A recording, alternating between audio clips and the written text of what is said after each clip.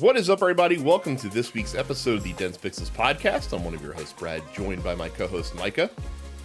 Hello. I'm going to get right into what we're going to spend a lot of this show on today, and that is my utter joy, my utter love, excitement, what have you, of Baldur's Gate 3, which to me feels insane, because this was a game that literally 2 to 3 weeks before it came out, it wasn't even on my radar.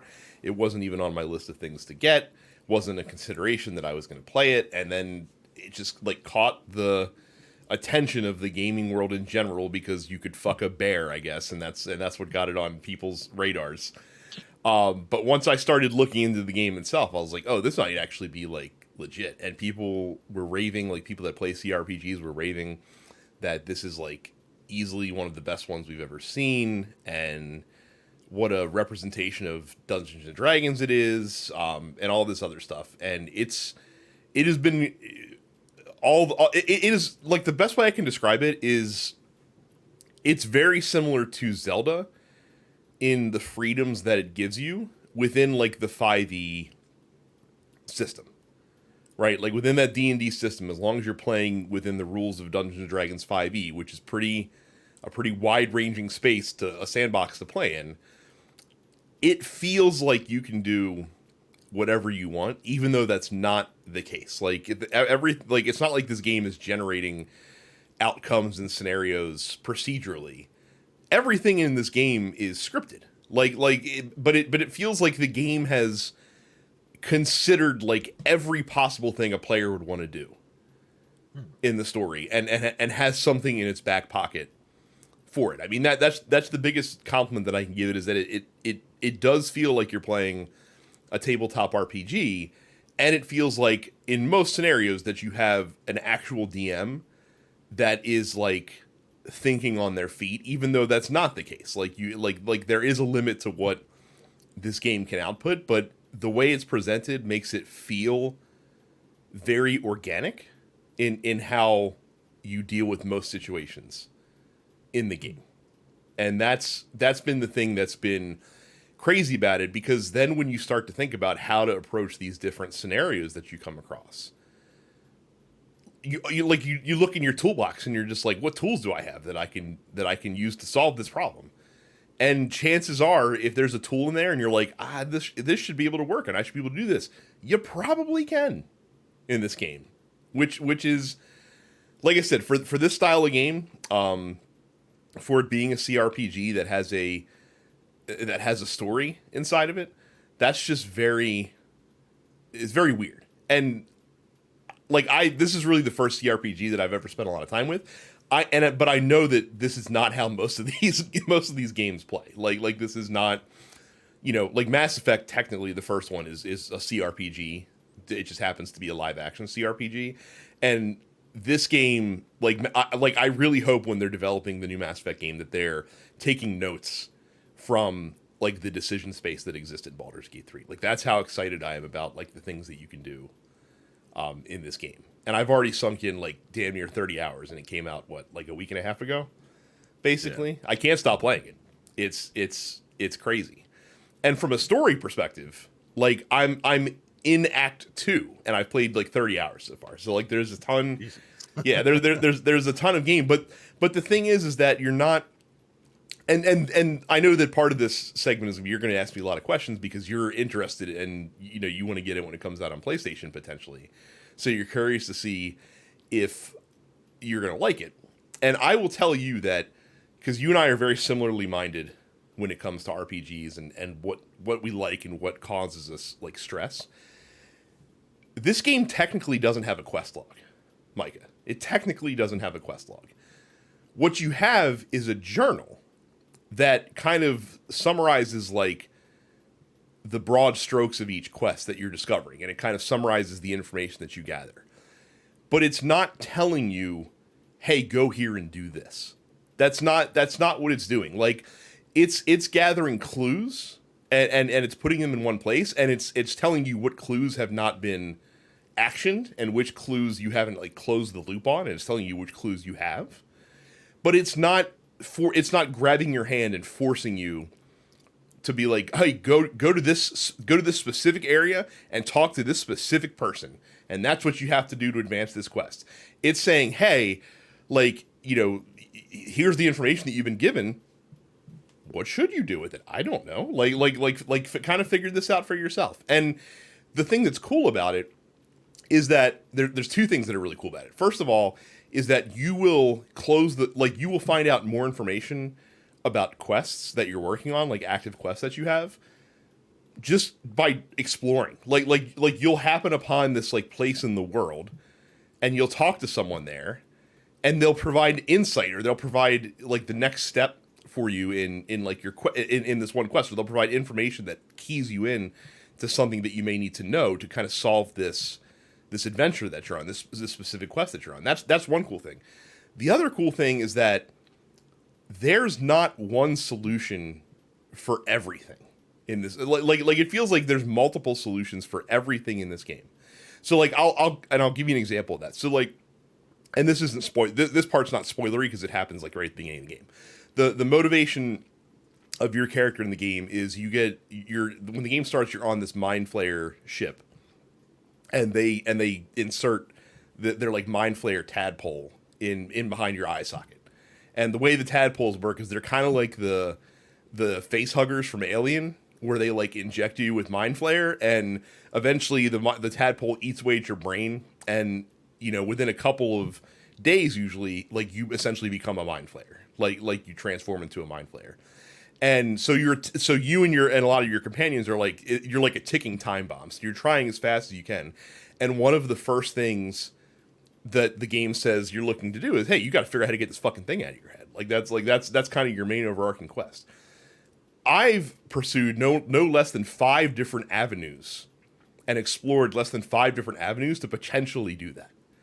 And again, there is no wrong answer. Like, it's just like you're throwing anything at the wall that you can. Like, let me talk to this. Oh, like I heard this person might be able to help. I got to go find them and see if they can help me out. Or like, hey, like, I'm told that this goblin cult might have a healer that can do something about this. So let me go check those guys out and see if this makes sense. And all it is just kind of like a nudge in that direction to go and figure out what you want to do. But you still are the one that needs to approach these things in whichever way you want to. And that's where the role playing really comes in, is the design, since this is a tabletop RPG, essentially, is you're trying to come up with a character, and there's no right way to do this. You do it the way you feel is right, or you do it the way that you feel your character, you approach the situation the way that your character would approach the situation. And so, like, when I rolled up to this, like, goblin tribe and they let me in and I talked to their healer, she's like, oh, like, you and me are, like, kindred spirits. We have they call the parasite the true soul in the game. Like, we both have the true soul, and, so you need to be branded in order to, join our true soul cult. And my companions were like, you're not gonna let this fucking bitch brand you, right? And you're just like, I mean, I will, but only because I want to get her secluded so I can, like, grill her for information. And so, like, I let her brand me, and my companions were like, I don't think that was a good idea. But then because she trusted me, she's like, all right, let's go to my chambers and we'll figure this shit out. And so as soon as she closed the door, I got her in an isolated space and beat the shit out of her, because one of my other objectives was to kill this goblin leader. But not attacking her like in the middle of the open made that combat like a lot easier, because and all I had to do was just get my hand branded to do that. So that's the kind of shit that's amazing in this game. And it really does feel like that they have planned for every eventuality, essentially, to the point where much like many other CRPGs, like, quests might come to an unexpected end, because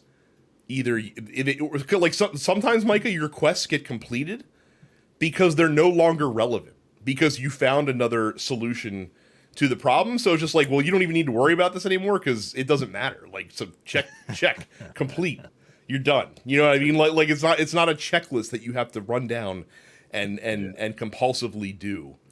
It feels like a living, breathing world in a lot of ways, in that sense. This is all very exciting, man. Much like you, I don't know what it was, but like you said, like a month ago, like Like it was just full on like blitz, right? Like Right. there are certain websites and YouTube sites that I visit that talk specifically about RPGs, Hmm. all types of them. And they're just like, one dude is like, "Yo, y'all need to pre-order this." And I don't say that. He was like, "I don't say that often." The last time I said that was about Elden Ring, and I like to pat myself on the back because Elden Ring was great. Yeah. So I said, "All right, I'm getting dangerously hyped about this game." But all the videos that I've seen about the combat, I will ask some questions about, but I think I kind of grasp the overall mechanics. Yeah. So But combat's easily the hardest part of the game, right? Because it so the first thing that makes it hard is especially if you play like turn-based tactical games like an XCOM, yeah, you want to play it like that, that's what it seems like. but you shouldn't play it like that. Like it is still turn-based and there's initiative and all that shit.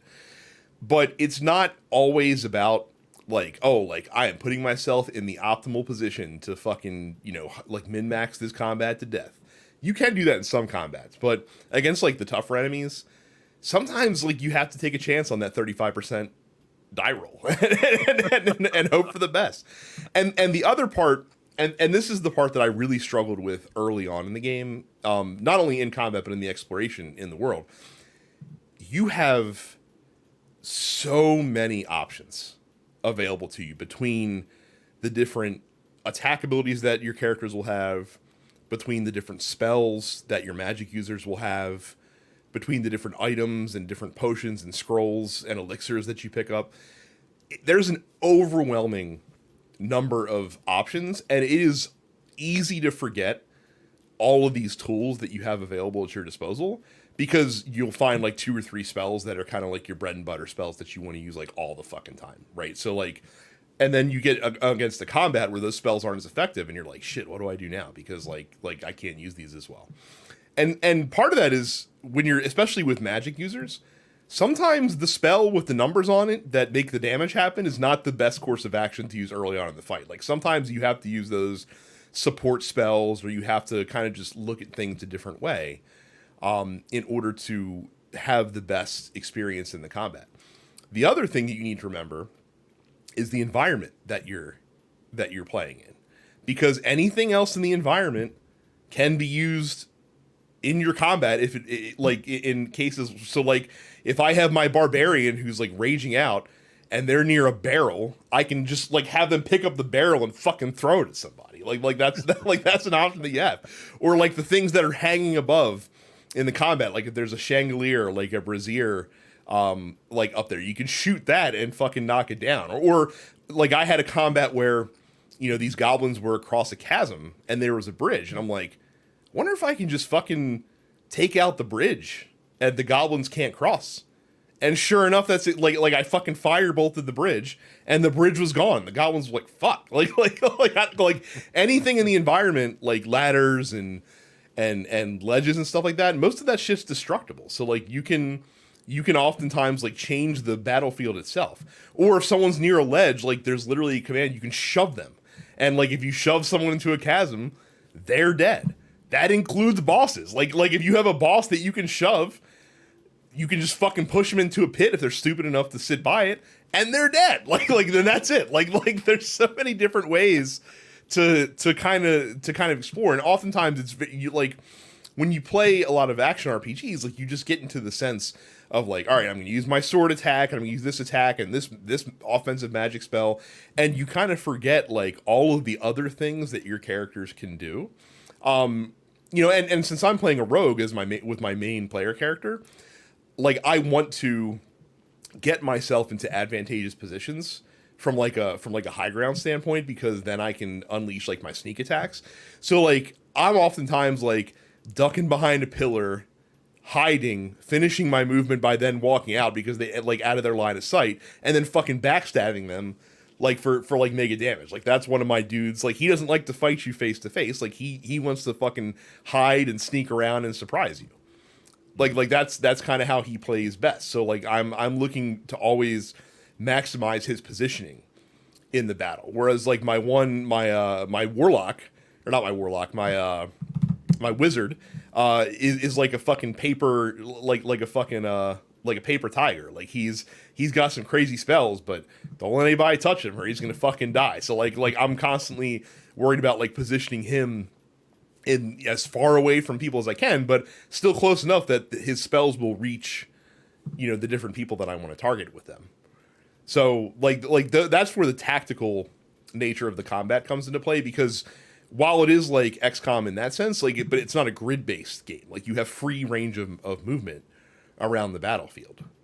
So that's kind of how you have to think about that, and you have to manage your action economy as well, because you only have usually one action and maybe one or two bonus actions that each character can do per round in addition to a move.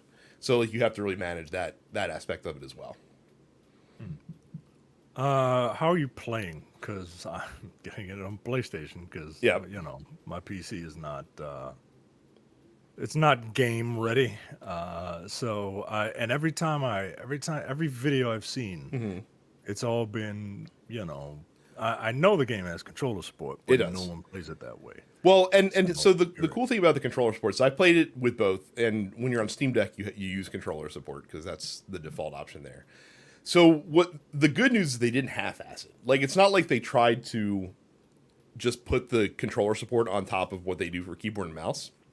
When you play with controller, it actually changes like the view that you have of the character. So like when you're playing with keyboard and mouse, like your default view is like an isometric, like a Diablo style view, and you click to move like your party around. When you're playing with controller, it looks like you're playing Dragon Age. Like it kind of the camera shifts lower, you're behind your party, so it gives you like a third person view. When they're running, like it feels natural. It is perfectly serviceable with a controller. I prefer keyboard and mouse because that's just kind of how it was designed. But you won't know what you're missing, so it's not like you have to worry about it. I mean, the only thing that's cumbersome with the controller support is that all of your actions are mapped to radials that you can pop up, and that's how you pick those instead of just clicking on it from a hotbar. Like they have a number of radials that you shift through, and with spell users, that's going to get a little hairy probably for you just because of the amount of options that you have. But you can also customize those. And put your most used items like on your top radial so that you can, so you can get to them frequently. I don't think you'll have a problem with it. Again, it just feels like a more cumbersome control scheme that Dragon Age Inquisition uses, essentially. Well, here's hoping that Larian put keyboard and mouse support for the PlayStation version. That would be cool because then you could just fucking do that. Yeah. The other cool thing is too is that even on controller you can still move into tactical view whenever you want to. So like it might be easier to explore using the default controls, and then when you actually get into a battle, it might be easier to use that like over the top tactical view and kind of maneuver people around with that. That's always an option as well that you can use. Okay. Yeah. Permadeath for characters? No, Like, I know so they're very forgiving about that. So early on in the game, you will either find or he'll just wander into your camp. This mysterious character, who he's like the dude that lets you change your class. And by the way, you can change anyone's class in the game. So like, the Asterion, who is one of these half elf dudes that can join your party, he's a rogue as well. And I never used him on any I never took him with me because I was like, well, he does all the same shit that I do, so like it doesn't really make sense to bring him with me. But I was like, oh, wait a second, I can change it, I can completely change his class. So like I had him go to this person and made him into a ranger, which makes him basically a ranger is like a rogue combined with a spellcaster. And so like now he's actually useful, and I want to take Asterion with me, which is cool because he's a cool character, and I wanted to see kind of what he was all about. But that same character can also resurrect your permanently dead characters, including your player character. Like even if your player character dies, as long as somebody survives the fight, it's not game over. So like you can have this dude like resurrect your folks. It just costs in-game gold, in order to do that, but it's not a lot. Like it's not a lot of gold at all. Okay. So you're a rogue. Mm-hmm. I think I know what class and race I'm going to be. Um, yeah, I just I've been watching so many videos of like class breakdowns and but no one Mhm. talks about like how the game actually plays. So Mhm. I'm very I'm so curious to see how this game plays, man. Like Yeah. Well, and actually, I think because you'll be playing with a controller, like I would almost prefer to use a controller for exploration and then use keyboard and mouse in combat because kind of clicking on where you want to go can be a little cumbersome. yeah. The way the game works. I know some people do both. I think the game supports you like swapping back and forth. That just feels crazy to me though. So I'm not gonna do that. The game has a lot of exploration. So these open areas that you're in are not as wide open as you might think they are. There is pathways that you walk down, and there are some like you can climb on rocks and shit like that.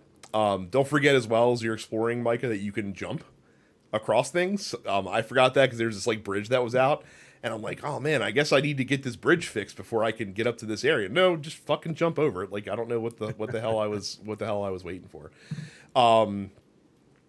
But the game really encourages you to want to move around and want to explore things. And again, the game does a great job at fucking making unexpected things just kind of pop up out of nowhere.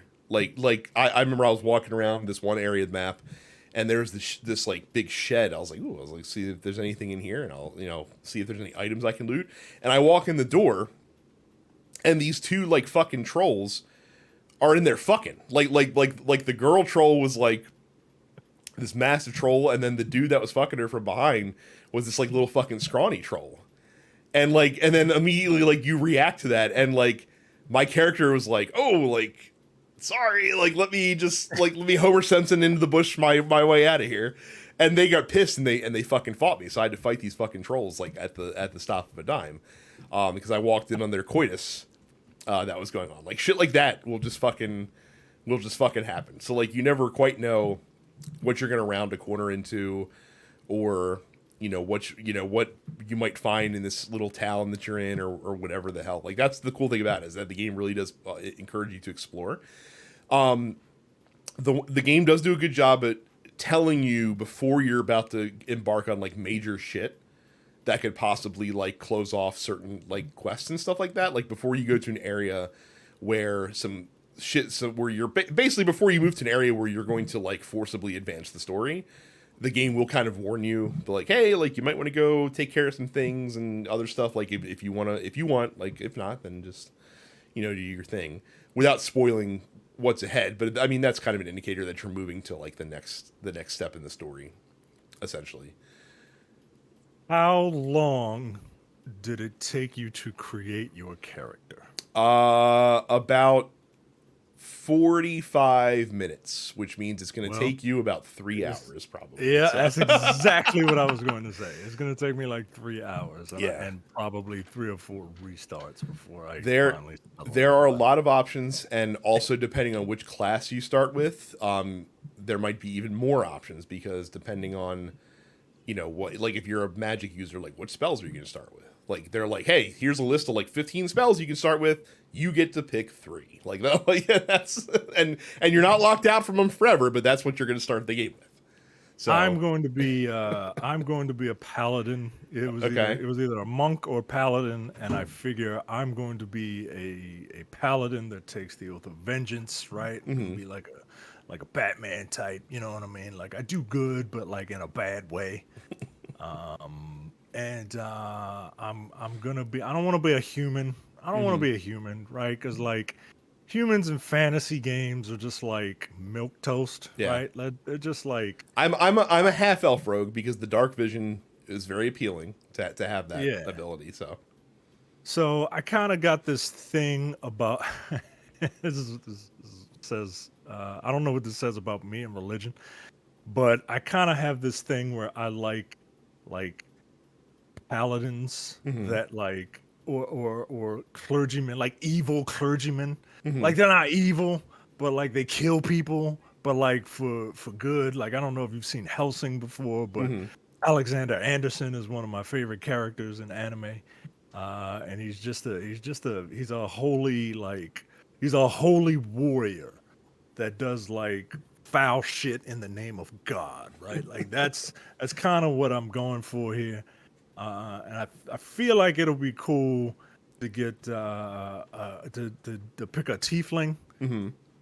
because they look demonic, but like they're paladins. Like I like the juxtaposition. Yeah. So Quick aside, if you're into those kind of characters, check out put the Warhammer 40K the Eisenhorn series on your list, oh okay, because that's like all right right, up your alley. all right, Because you all right. essentially just described like a Warhammer 40K Inquisitor, essentially.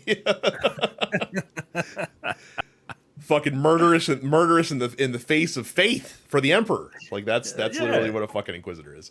So yeah. but anyway, getting back, so it's not perfect, right? So like there are aspects where it does feel like a video game. The two biggest ones are combat. So if your party wipes in combat, it's game over. You have to reload your save, right? And I will say I've been trying very hard to not save scum. Like I'm trying really hard to let the dice lie where they may. Combat is the one area where if I accidentally stumble into a fight that I wasn't expecting and I start getting my ass handed to me, like I will reload a save and kind of plan myself out a little bit better. But I'm Yeah. not doing it for like bad die rolls or stuff like that. Like that's lame. The other thing where it kind of does take you out of it is, so I don't know how familiar you are with how the actual tabletop D&D works, but typically if you're doing a skill check and you roll a nat 20 or a nat 1, that typically becomes a yes and, like you succeed and this other cool thing happens, or you fail and this other bad thing happens, because those are critical successes and critical failures. The I game gotta does not. imagine that's. Say I again. gotta imagine. I gotta imagine that's like. I'm assuming a natural one Hmm. is like you roll the dice and it's just like a snake eye right there, It right? is, And yeah. I gotta imagine that does not happen very often, which is why it's a critical. Right, it does not. So in the game, like, so well, the real DM, again, you'd have that yes end or no end result, but in the game, it's just an automatic success or an automatic failure. Like that, it doesn't do anything extra on top of that. Oh, It just okay. you either pass it or you don't.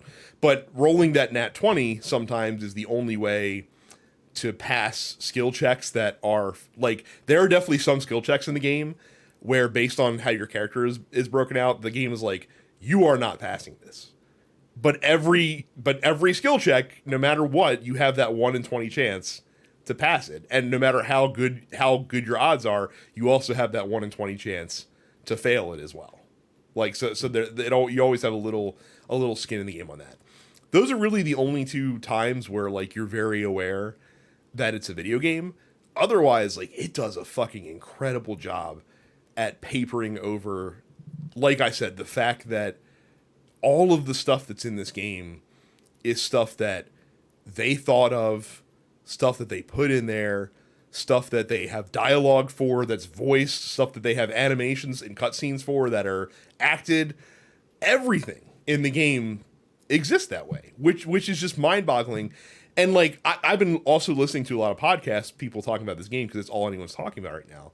And even like hearing like there's a quest early on in the game, and I'm not going to spoil it for story reasons, but I've heard this quest literally be like actioned out or resolved or worked through in at least 5 wildly different avenues from various people that have been talking about this game, and not one person did it like exactly like I did, and that's kind of fucking that's This is kind of fucking amazing, crazy dude. to me. Yeah, that's kind of fucking crazy to me that they have all of these like different possibilities. And like the game makes you feel shit, man. So like I'll give you and skip ahead 10 minutes if you don't want anything spoiled for you. This is, again, relatively minor. But like, so like one of this quests I was doing, right? So like one of these things is like, hey, there's this druid healer who might be able to help you with your fucking little tadpole problem that you got. But he's off on an adventure. We don't fucking know where he is. but if you find him, he can probably help you. So you're like, okay. So you end up at this like goblin camp, and these fucking like you're exploring around there. They're chill with you. They're like, you're cool, I guess. And you know, I persuaded my way in past the guards because I have a rogue that, you know, is very good at persuading people to, you know, do what he wants. And like I get down to this like cellar, right? And these fucking goblin kids, they have this bear caged up and they're fucking throwing rocks at it. And like, you want to throw rocks at the bear? And I'm like, I don't really want to, and I don't really think you should either. Like, this is kind of bullshit. Like, and they're like, oh, like, fuck off then. Like, you know, you're going to fucking stop us? And I was like, you know, I don't really want to fight you. So, like, I'm not going to throw the rocks. But, you know, if you want to throw rocks at the bear, throw rocks at the bear. Like you do you, have fun. Like, I'm going to go check out this other place. Then all of a sudden, the bear breaks out of the cage. Like, he breaks the door open. And all of a sudden, like, it's a fight now. And the bear is aggroed towards me because I didn't do anything to stop the goblins. So it's me and the goblins versus this fucking bear. And I'm just like, oh shit. So like we're fighting this bear and we get the bear down to 0 hit points and all of a sudden it transforms into a man. And you're like, oh shit. Like that's the druid that I need to fucking find. Like he was just like, he got captured in his bear form and now he's a man. So like I turn the tables, like I start fighting the goblins, right? And so, you know, me and the druid take out the goblins, but the druid's still pissed at me because he's like, oh, you were trying to kill me. And I was like, and I'm just like, bro, we're cool. So, but he won't stop coming at me. So I'm trying to knock him out. So you have the option to attack with non-lethal attacks in this game. Like you can do not, so you knock people out instead of killing them. And I was like, all right, I'll knock this dude out, right? And then I'll wake him up and I'll be like, bro, we're cool. Like I didn't realize it was you. Like, you know, what do you want? And so he like, as I'm getting ready to whittle him down to his 1 HP to knock him out, he unleashes this like magic attack on my party, and the magic attack knocks down like one of the flame lights that were in the dungeon above him, fucking falls from the ceiling, kills this dude. Like he's dead. Like I tried to fucking revive him with a scroll of revivify, and it's like, no, bro, he's dead. Like he's super fucking dead. And this is a playable character. Like you can recruit this guy to be part of your party. I came to find out later. And I'm just like, shit, like, what do I do now? Like, this guy's, like, super fucking dead. And so, like, I had to go back. That's the bear that you could have sex with. Right, it is. And so I go back to the druid camp, and they're like, oh, did you find this guy? And I was like, yeah, he's dead. Sorry. Like, I don't know what happened. I couldn't tell you what happened. Like, I found him. He was dead. He was dead when I got there. Like, they must, like the fucking goblins must have killed him. And so, like, and so the game's like, hey, like, even though he's dead, like his research could still help you. And you're like, oh, it could. Like, let me check out his lab. And like his lab has this thing, like a special area that you can get to, but it's missing a key.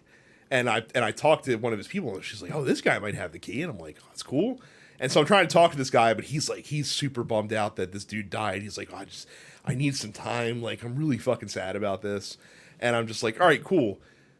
I'm gonna pickpocket him though. Like I'm gonna steal the key from him because I really want to get to this area. So I do a really poor job. Like I steal the key, but he notices that someone stole it from him, and then he turns around. I'm like crouched behind him, like trying to hide, and he's like, "You fucking stole this key," and I'm like, "You caught me." Like, how about a little bribe to make this to apologize? And he's like, "No, I'm gonna fucking kill you now."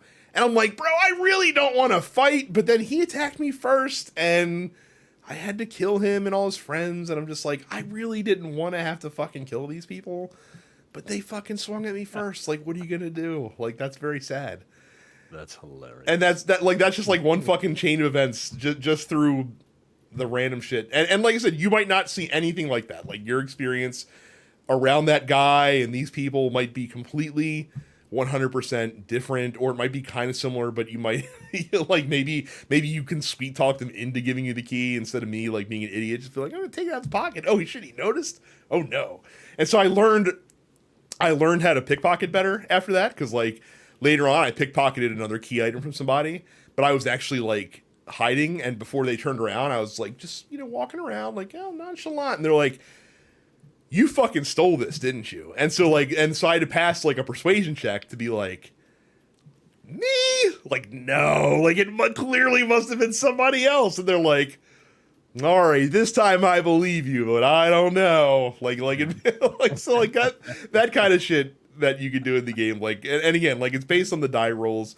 And I don't like, and like I said, I don't like save scumming the die rolls because I like kind of reacting to the different things that can happen in the game. Like I don't want to sit there and just get the result that I want. Like I want to kind of have things lie where they may, and if that means that I killed a druid that that could have joined me in my gang on my quest, then fucking A, man. Like, what are you gonna do? Like, I didn't know that bear's a druid. Sorry. Oh shit, that's hilarious. Well, yeah. I cannot wait until I think the second or it's the sixth, but you're not gonna play it right away though. I'm not. No, Starfield comes out the same day. Okay. Oh, that's right. You don't give a shit about that. I forgot. I forgot that you don't care. Look, I'll play Starfield. I got no problem playing Starfield. But you know what Starfield's not doing? What's that? Starfield is not like hitting me with all of this all of this love, all of this like, look at all this you could do in Starfield. Look at all this, look at all this. Like they did the 45-minute presentation and that's groovy. But I can juggle two games, especially two games that are very, very different. Yeah. And the other thing that's cool, like I really enjoy like the relationship that you have with your characters. Like they kind of let you play things out as you want to.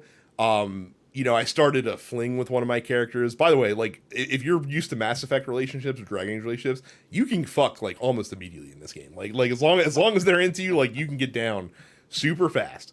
And so, like, I had this fling with this character, and I was like, this is cool. Like, we'll just fuck every once in a while. Like, that's great. And then I met another character that I really like, and I was like, oh, maybe I can start something with her. I was like, maybe we could have a little, like, because this is casual, right? It's not a big deal. And now this first character is, like, starting to catch feelings, and I'm just like, like, I don't know. And she's like, and she basically, like, told me, she's like, I think I love you. And my response is like, cool. But she didn't seem to get upset about that, so like she's really into me, and I'm just like, I kind of want to get with this bitch though, actually. So we might have to. Hope I don't upset you, but we'll see how the. Like I said, I don't know how to juggle this, so it's not like Mass Effect where you have to like pass all these certain checks to get the banging. Right, you gotta hit the you gotta do the loyalty mission before they. No, it's not. No, like I said, it feels like you're in a like actual. Just a posse with these folks, and like you have your your relationships, and sometimes you'll do shit that pisses them off, and sometimes you'll do stuff like the one, like she was really mad that I was like, we were talking to her people, and she's like, you better listen to what my leader has to say, and I'm like, this guy kind of sucks though, like fuck him, like like why do you want to listen to him, like he sucks ass.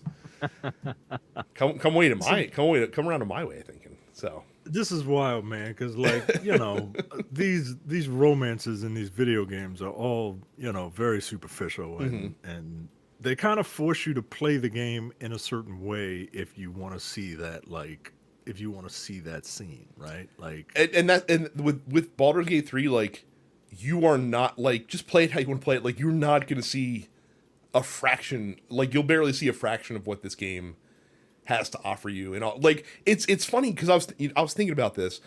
It's so funny to watch them, like people like like whenever Quantic Dream comes out with a new game, and people like fucking masturbate all over the fact that like, oh, like all of these decisions like feed into one another, and they like look at the spider web of choices like that we had to build in the game, that if you do this decision but you did this one and this one and this one, like this will happen, and like I guess that's kind of impressive, but you're very aware that it's built that way, whereas in this, like it just feels like it's happening, like it feels like you're really in a world that these things, and yes, like other decisions that you made and other things that you did will certainly potentially have impacts on other things. Or it might just be a character will greet you with a different line of dialogue that they wouldn't have greeted you with if you hadn't done this other thing. It might be just as simple as that. But it's recognizing other things that you have done and accomplished in the world. That's very cool, I think. So you should be very excited to check this out. Well, Brad, it doesn't, me, it doesn't take much to convince me to spend some money. So congratulations. I've done it. There you go. Very good. I cannot wait for this game to come out and be the new low bar which every other game has to exceed. I So can't wait. Here's what happened with this. So there was a video game writer. His name was Xavier Nelson Jr. He was like a BAFTA nominated guy, and he basically put out like a tweet thread. And I'm just gonna read the first tweet, but he goes on through this, or sorry, a Zeet thread. I don't know what they're fucking called anymore. Where he says, like a lot of people, I'm deeply excited about what the lovely folks at Larian accomplished with Baldur's Gate 3, but I want to gently, preemptively push back against players taking that excitement and using it to apply criticism or a, quote, raised standard to RPGs going forward. So basically what he's saying is that Larian Studios is... this was like the perfect confluence of events to make a game that is this polished, that is this dense, that is this, that just works this well. Because the game's been in development for 6 years. They had 2 previous games in the same genre that they could draw like experience and tech and knowledge from. They had a 3-year early access period that provided money coming into the game and a lot of community feedback. So they essentially got to beta test the game for 3 years. They have 400 developers on this team, and they happen to have like the D&D license, which is, one of the largest licenses in entertainment. And to expect other developers to replicate that would be an unfair standard to hold other developers to. And he got a lot of pushback from that from the capital G gamers out there about that statement. Like, why shouldn't, we expect great products to come from developers? Like if this studio can do it, other studios can too. And I agree with him in what he's saying. I don't think the developers are who that message needs to go to. Right. I think you. the publishers... The publishers are the people that need to hear that. Isn't Larian publishing this game? Yes. Like, aren't they self-publishing? They are. Guess what? There like ding, ding, ding. Like, there it is. Like, I saw this video on IGN of a guy, and he was like, and he was kind of going off on a rant. And I said, well, I mean, I kind of get it, but like, he mentioned the tweet, and then he said there were subsequent tweets, and then I said, well, let me look at these subsequent tweets, because I'm seeing a lot of comments and people are agreeing with this IGN article, like they're praising IGN. Yeah. And when YouTube commenters praise anything, especially an IGN video, something ain't right, yo. So I looked at the comment, I looked at the tweets, and I looked at all of them, and I said, well, yeah, like, I understand what this person is saying. Like, it's Rockstar gets this, right? This is the Rockstar treatment. And I'm not talking about Rockstar as in like Big Shot. I'm talking about Rockstar as in the developers. And I don't know what kind of, voodoo magic they have on Take-Two. The voodoo magic is they made a video game that produces like $1 billion a year annually for 10 straight years. Like that's the voodoo magic that they have Take-Two. That Take-Two knows better than to fuck with the golden goose, right? And just kind of let it happen. Like I get the whole like we should expect quality products, especially nowadays where publishers are forcing developers to hit a deadline, right? Like but you can't complain about crunch and be mad that games don't come out on time and be mad that when they do come out on time they're broken and blame the developers also. Yeah, that's the thing that's always pissed me off is that when a game comes out, especially like in a buggy state or like an unfinished state or what have you, the knee-jerk reaction is to always get upset at the developer, and no one ever gets mad at the publisher for not delaying the game for 6 months or a year or 2, or releasing it in early access. And be and I think about like even like Mass Effect Andromeda. We'll go back to 2017 as an example. What if that game, and this was pre-early access, right? Like, what if that game did release in early access? Like, what if they only had like the first handful of missions in the game available in early access? if like when people saw those like droopy face bugs and all that shit, they would have been a lot more lenient and a lot less critical if they understood that the game was in an unfinished state. Early access for many games has been so successful. I do not understand why more even AAA developers aren't releasing games in that state. And I know why. It's because they want to have a big splash and they want to have, you know, the coverage and the attention of the games media for the big release. But you would do yourself so much good by really making the early access formula the norm, because your most ardent fans are going to give you however much, $60 or whatever it is, to play an unfinished state of the game, going in understanding that it's unfinished. You're going to get free testing out of it on a scale that you could never do internally, so that you can make the actual end product better. And I don't, it's AAA developers like, nah, that's not how it's done. Like, that's not how we do it. Like we have our big, so that we can release Call of Duty and talk about how, oh, like we had a $2.5 billion weekend or whatever, like the most successful entertainment launch of all time. Like, it's important for their stockholders, I guess, to have those slogans thrown around. But you'd have such a better product. Gamers would be more happy with what you do if you just fucking realize that, like, give your developers time to cook, man.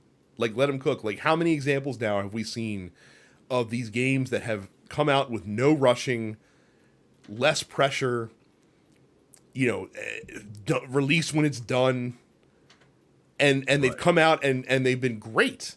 And then conversely, how many examples have we seen of games that are rushed to market, unfinished, buggy messes, churned out every year? Like, right? It's November, it's Call of Duty season, right? Like, it's October, it's Assassin's Creed season, right? Like, it doesn't it just, I get wanting what you want and wanting it all, but like, you got to understand that, like, stuff's got to give, man.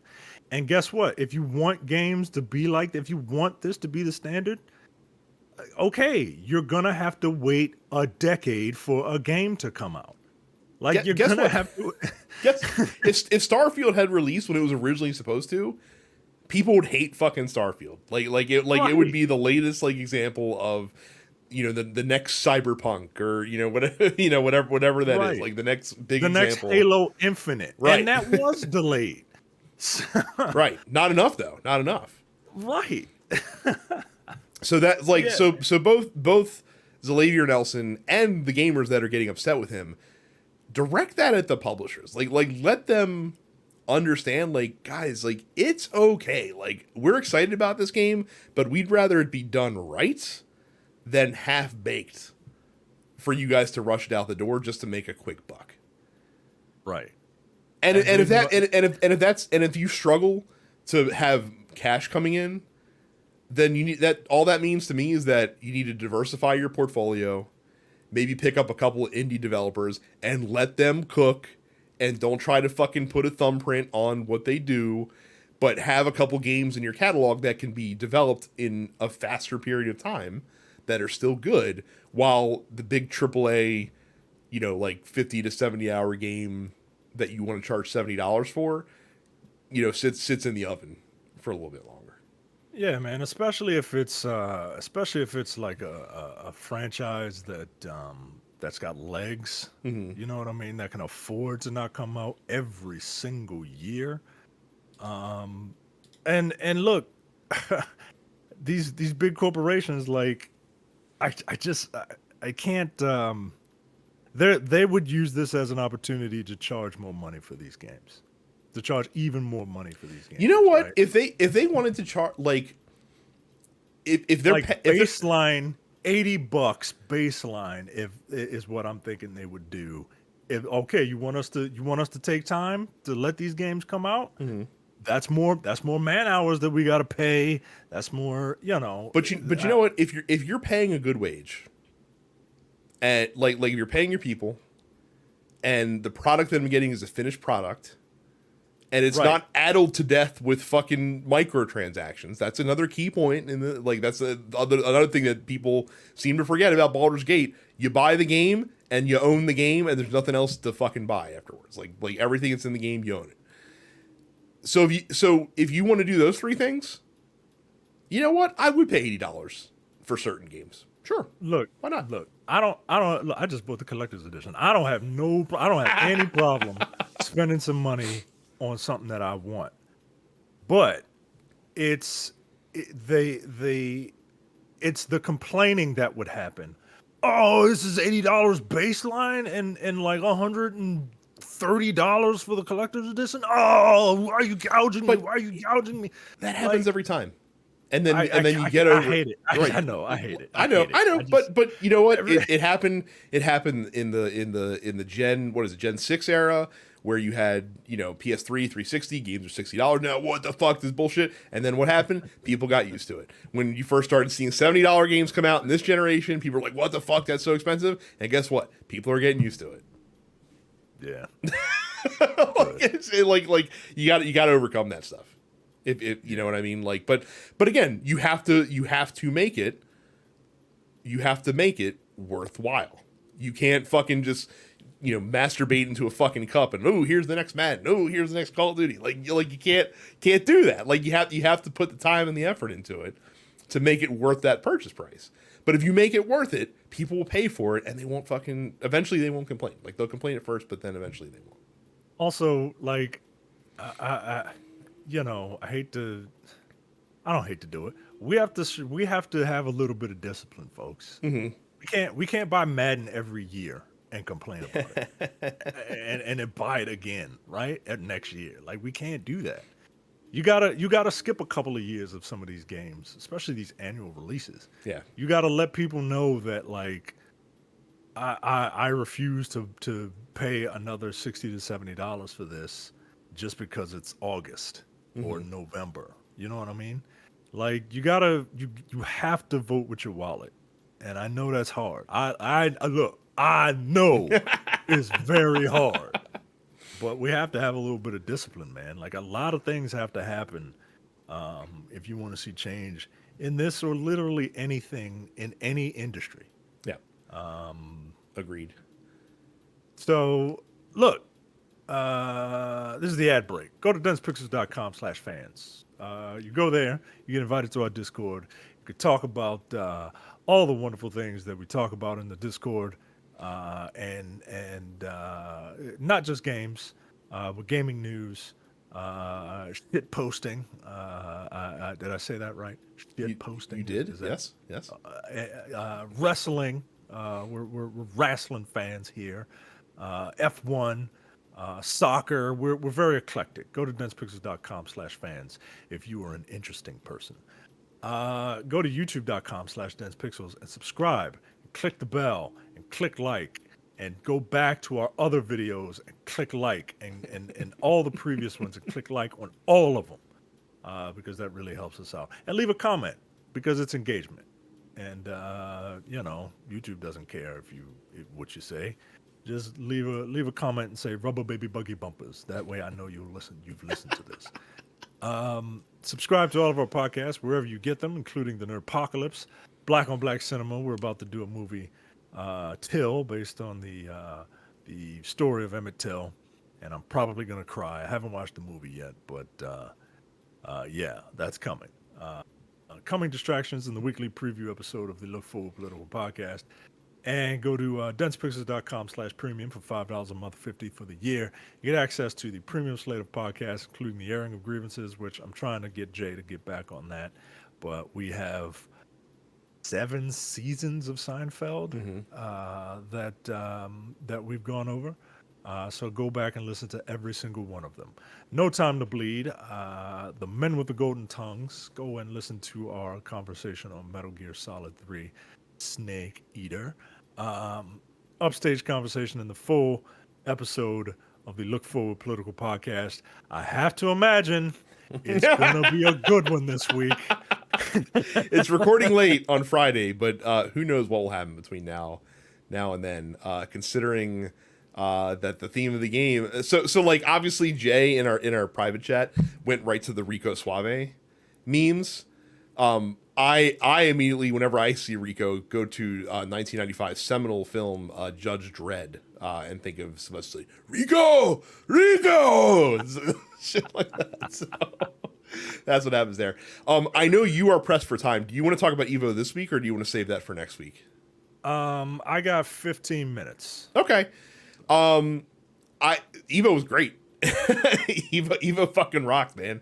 I when it comes to Evo, I generally only pay attention to a little bit of Tekken and all of Street Fighter if I can. But the problem is Street Fighter is always last. Well, not always, but usually.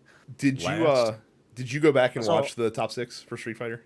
I went back and I watched the grand finals, and Oh, you gotta watch the whole top 6, dude. It was banger from top to bottom. Yeah, look, if it was anything like those grand finals, I mean, Jesus Christ, I love watching high level Street Fighter play, man. The grand finals wasn't even the best set in there. Great. Like I think the what's the fucking dude from the DR's name that was in the final? I can't remember his name right now. Yeah, I can't remember. It was Angry Bird and I can't remember his name. Yeah. I saw him. I saw his losers bracket with Punk. His match against Tokaido was probably the best set on the on the card. So I would definitely make time for that. Yeah, man, Street Fighter 6's competitive future looks real good. If that's the level that we're gonna see, and this game's only been out for months, 2 months, 3 months, and that's the level of play. It's gonna be a good couple of years to watch competitive Street Fighter. I'm probably gonna start watching like CPT stuff now. If that's what I'm gonna see, like I'm gonna make time for CPT more often. Now, alternatively, I watched some Tekken top 6 play. I watched the entire Guilty Gear top 6. Those were not nearly as competitive. Even in those top 6 matches, like a lot of 3-0s, a lot of 3-1s, which felt shocking to me. Kind of worried me about Street Fighter a little bit. So that's why I was very excited to see what Street Fighter became at the end of the night there. While we're staying up for it, like I said, I feel your pain as to having to stay up for that. Fortunately, I didn't have to work the next day, so like I was like, I could stay up as late as I want, like a real adult, and watch all this Evo shit. It was really good, man. Like I said, it was a good time. I didn't get a chance to watch a whole lot other, so if there's any other matches out there that you guys think I should seek out, I'm happy to do that. A little concerned with the distribution of characters. A lot of Kens in the mix. A lot of Kens out there. There was one player playing modern controls in the top 6 as well, which is interesting. A lot of pad players too. A lot of pad. Well, yeah, the guy, the runner up was played on pad as well. Yeah, I remember some old head fighting game commentator. He was like, if you play on pad, he was like. He was ranting about hitbox, right? He was like, it's cheating. He was like, and like, if we want to keep it a buck, like, all you pad players, y'all shouldn't be able to play either. I'm like, Jesus Christ, bro. All right, I'm off your lawn, bro. God, So that was really cool. Also, like Angry Bird, like when he won, like that was a neat moment. Like I don't remember ever seeing anyone really get that emotional when winning. Like this dude had a real fucking human moment on the stage, which was pretty cool. To watch that happen. And again, that was a tough couple sets because they got the reset in the last bracket, which you always like to see in the grand final. It was great.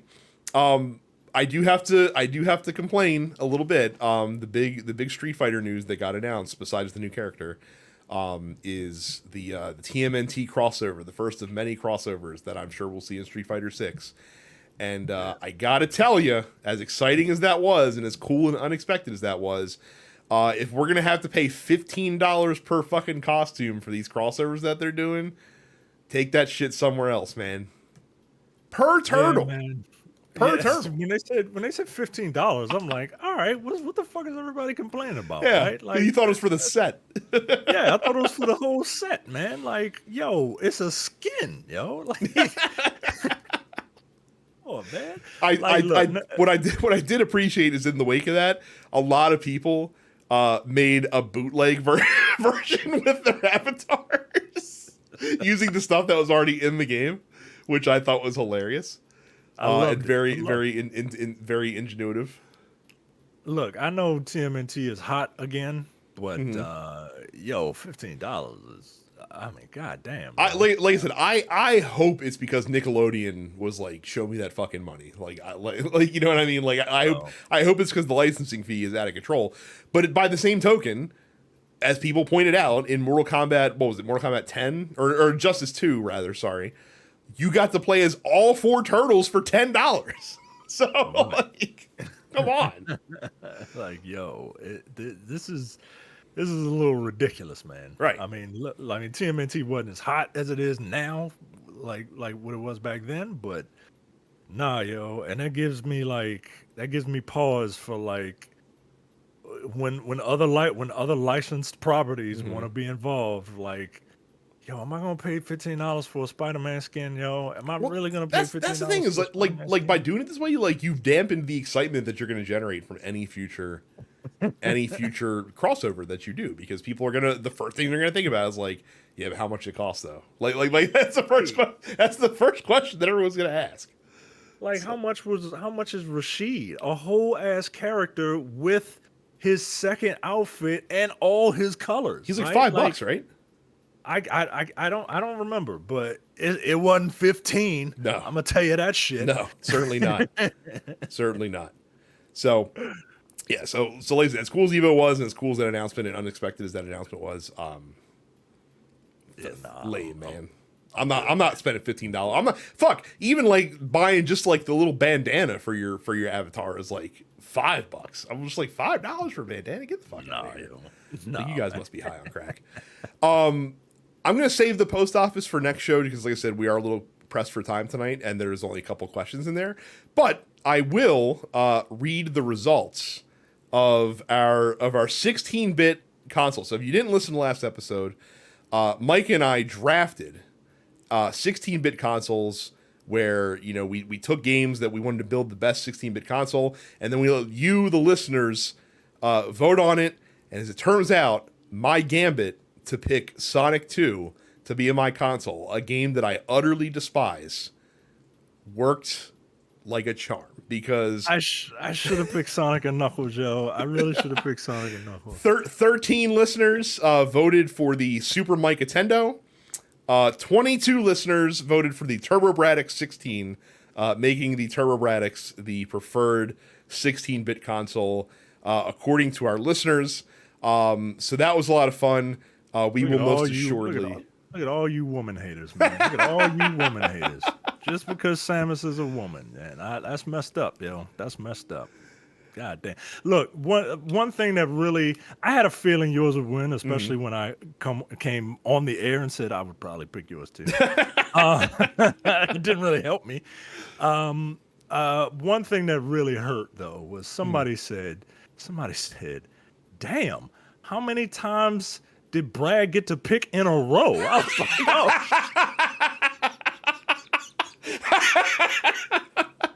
I saw that it. too, and I wasn't going to Damn. say anything. I wasn't going to say anything because I'm not going to rub that salt in the wound. I mean, Oh, look, god damn, damn, that would hurt me, man. I was like, oh shit. One of the other things I liked that Mark did in that same chat is that he picked like the best of the rest. So like he built a console out of the scraps that we did not pick, and he's just like, oh, actually, it's not that good. Like you guys really got the best stuff. Yeah, like turns out when you get when you're allowed to pick like 6 of the greatest games of all time, that it's gonna be hard to stack up against that. We will absolutely continue to do this with the other console generations because it was a lot of fun. And it sounds like you guys had a good time with it too. So obviously it's not gonna be like an every week thing, but once in a while, especially if it's like a slow news week, we will pull that out of the bag and have fun with that. So like the next time we do it, it'll be PlayStation, Saturn, and Nintendo 64. So that'll be interesting. Oh, that'll be very interesting when we get there. So that, like I said, we're a little crunch for time this week, so that's going to be it for the show. Don't forget, when you buy stuff from Amazon, if you want to feel 3 to 4% better about it, use our link by going to densepixels.com/Amazon and really stick it to the man by giving us a small finder's fee of anything you purchase on the website. Again, make sure you join our Discord by going to densepixels.com/fans, subscribe to the show wherever you download fine podcast, and check out our YouTube channel, youtube.com/densepixels. That's it for this week. Thank you guys so much for watching and listening, and we'll see you all the next time. See ya. You're watching the Dense Pixels YouTube channel. Click the subscribe button while you're here and make sure you check out our weekly podcast where we discuss the latest gaming news and our impressions on what games we've been playing.